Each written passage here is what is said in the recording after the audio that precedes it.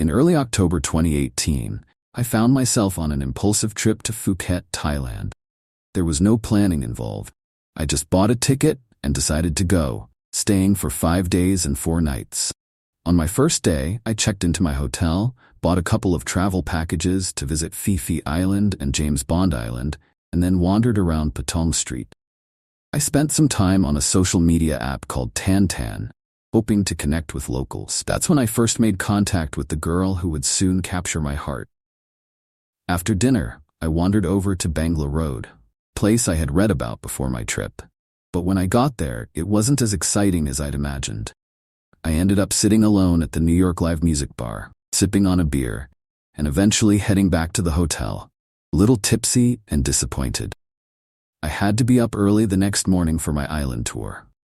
The next day, I realized that one of the girls I'd connected with on Tan was willing to meet up for a drink, but I'd missed my chance by falling asleep the night before. Determined not to let another opportunity slip by, I decided to reach out to her again. She intrigued me. She was a mix of Chinese and Thai, spoke a bit of Chinese, but struggled with English. After a full day of fun on Phi Phi Island with other backpackers, I returned to the hotel, rested, and managed to set up a meeting with her that night. We decided to meet at the New York bar at midnight. When I arrived, the lighting was dim, and the music was loud, making it hard to see her face clearly or hear each other. We awkwardly confirmed our identities using Google Translator, laughing at the absurdity of it. We sat down facing the band and just looked at each other, trying to communicate. It was clumsy, but there was something special about it. We stayed at the bar until 4 a.m., and when it was time to leave, I offered to get her a tuk-tuk or some other transport. She assured me she was fine. Her friend was nearby, and they usually went home together. As we parted ways, I told her how great it was to meet her and hoped we could go out again if she was free. She agreed without hesitation. That night, as I lay in bed, all I could think about was the brief time we spent together. Even though we barely knew each other, I could sense her kindness and warmth. She had even walked me back to my hotel that night, or heading home herself. The next day I couldn't stop thinking about her, so I asked her out again, and she said yes. Over the next few days, we spent a lot of time together. We explored the island, enjoyed meals, and just had fun.